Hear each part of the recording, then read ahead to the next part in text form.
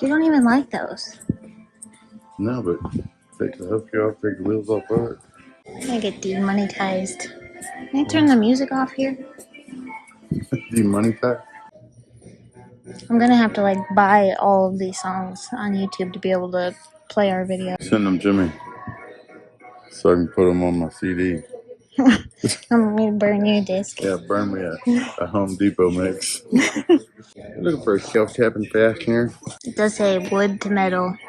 Oh yes. Well, how much longer do you have to go than the wood? That's a little excessive. There's only 40 in there. We need in between here. No, I'm just looking at the length, okay? Drywall to steel. Yeah, self-tap and drywall screw would be great. That one.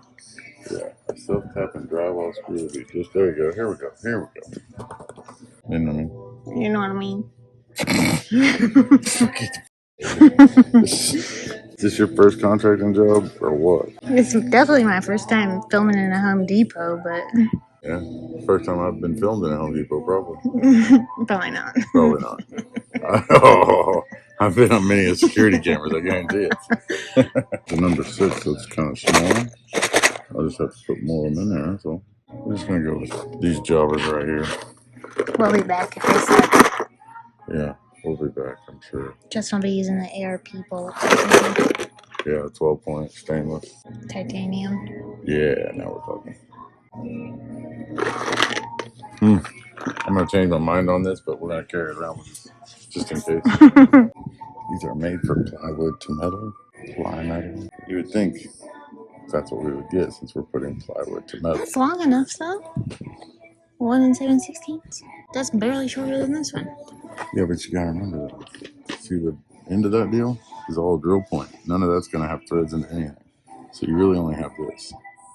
So by the time it goes to the metal, you're going to have 4 or 5 threads there. Oh, that might work. 300. Yeah. Perfect.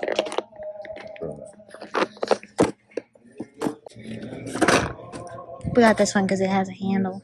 It has a handle. Looks like a little Easter basket. Installation tips.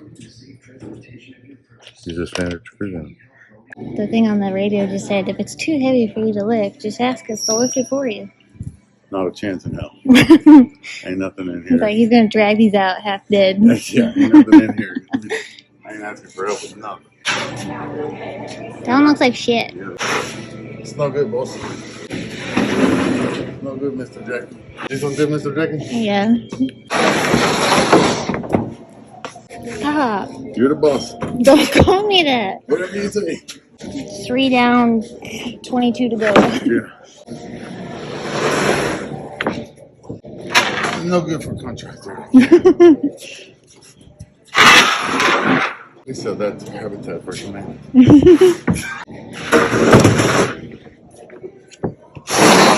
I got staples. Damn it.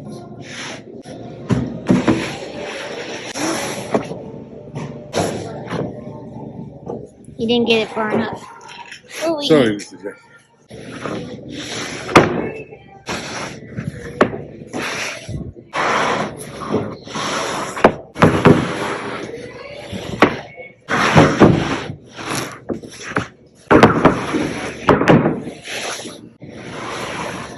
Alright, so we are back at the shop. So we came, dropped the wood off, and as you can tell, we have some updates. We brought Wanda up here, and then we brought the donk up here, and they've been up here for a while, just so when we were moving things out of the other shop, we had a little more room. I'm trying to flip it around. So, the donk, we brought some of the fab stuff, so like the lathe, the welding tables, we store metal in the litter boxes. My other motor. If you're confused about this, go back and watch the Nova video when we brought the Nova home. The press, the drill press, tire machines, just basically anything that took up some room so that we could use these things. The welders, sander, all that stuff. Parts washer, that's basically a carburetor cabinet, aka all the drawers have carburetor stuff or machining stuff also in them. We basically brought all the stuff up here that had a little bit of a footprint so that we could kind of test out the layout. At first, I wanted to do that whole section basically from door and doors that way and do all of that with workbenches, cabinets, the fabrication stuff, the press, basically our equipment, welders, the whole deal. Build a big welding table where that square is and just, make that the work area. And then this area would be cars. Yeah, and then you wanted to put a third door. Yeah, I wanted to right do a there. third door here. And then that way you could have 4-post lift, 2-post lift, and then either two 2-post lifts or maybe a 2-post sideways or something over there. But then that way you have your drive into your lift, and then each car gets a bay or whatever. Mm-hmm. That's the way I normally do things. The other shop is pretty much that way. Kind of. The other shop is, the other shop's more like if you move this door to there. Yeah. We've learned with that shop, with those two lifts being so close together, that sometimes you can lock a car in there. It makes it hard to work on 2 cars at once. It's nice for storage because you can raise a car, put something on it, but as far as working on 2 cars when they're that close together, it just gets hectic, especially if you're taking parts off of one, tires, wheels, stuff like that. It's just everywhere. So yeah. The other thing is, and we welcome your, comments, suggestions, guidance, whatever you want to call it. That's the only way I've ever done a shop is with the bay doors to the lifts, and then you have a work area. But after looking online at a bunch of different videos talking about it, if the fab stuff is here, or if the workbenches, cabinet, the parts, the cabinets, the fasteners, if all of this stuff, because the plan is to have a whole bunch more of these, but if all of this stuff is here and the cars are way over there, then every time you do anything to a car, you have to walk back and forth, all the way back to here, all the way back to there, all the way back to here, all the way back to there. And me, in the current shop, it's like that. And in the current shop, yeah. So what happens is I walk all the way across the shop, I reach in here, I only need 2 of these bolts. But then I think to myself, man, it's all the way over there. What if 2 longer ones would work better? I end up taking a handful of stuff over there, and then I use 2. They get left over there, and then at the end of the day, I have to carry everything back over. That shop that we're in now originally was a 2-man shop. If we're being completely honest, it was a 3-man shop. There was 2 people that owned it, me and Sean. My bay was all the way against the wall with the 2 doors. Mm-hmm. So that's where my tools are, my car was, all the scales, all the setup stuff was all over here. Then there was Sean's bay. There was a 4-post that was kind of everybody's. Then there was Sean's bay with his tools and stuff over here.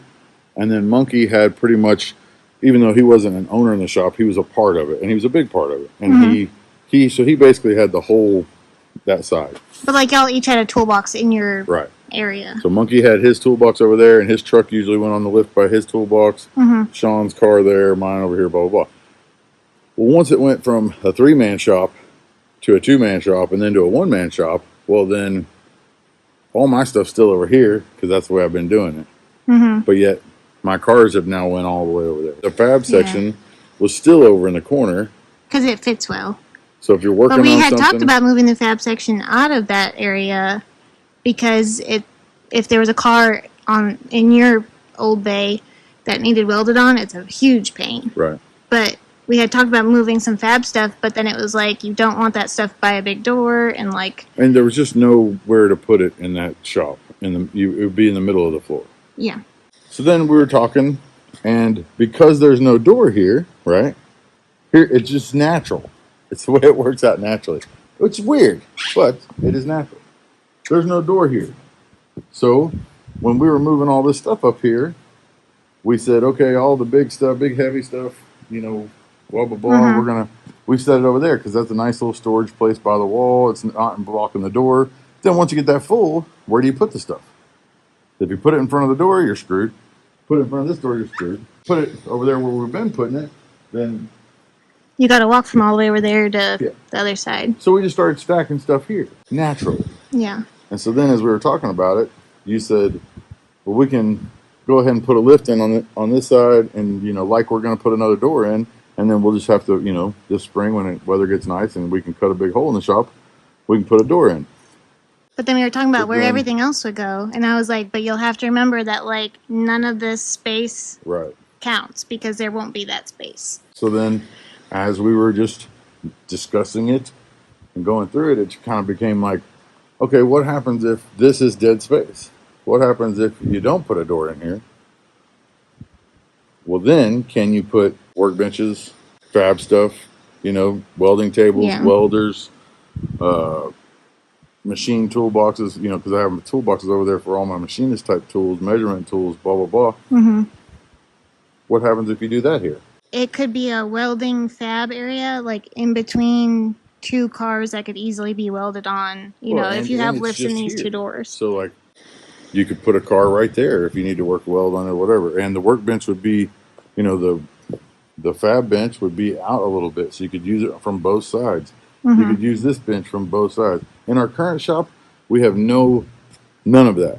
And then what I have learned from watching old racing shop tours on Stapleton's channel, and then some of the machinist guys and maker guys, what I've noticed about their shops is they never put a workbench or a table or anything against the wall. Because you just pile stuff on it. And it's just one, you can only use it from one side. You can only use it this much, you know what I mean? This much of it. And if you have a longer piece that you're working on, it can't go. It hangs off, you know what I mean? So I've always liked workbenches against the wall. And I'm sure that we'll still do them somewhere, but I'm just, but, you know. I think there's places for them, like smaller ones or whatever, you know, but like that's not a workbench, you know, that's a fab table. Right. Like that's a welding table. But I've noticed a lot of people that are smarter than me about this stuff and that have, you know, been working with this stuff longer than I have. I've noticed they put machines against the wall. Mm-hmm. What I'm thinking is we start just kind of building this space out, you know, not far, you know, probably 1 square, maybe 1.5, see where we end up. And then using this for welding, cutting, machining, the lathe, the mill, drill press. We have a bandsaw and we also have a belt sander. All that stuff can be in this area here. If you do that, right, then what do you do with that?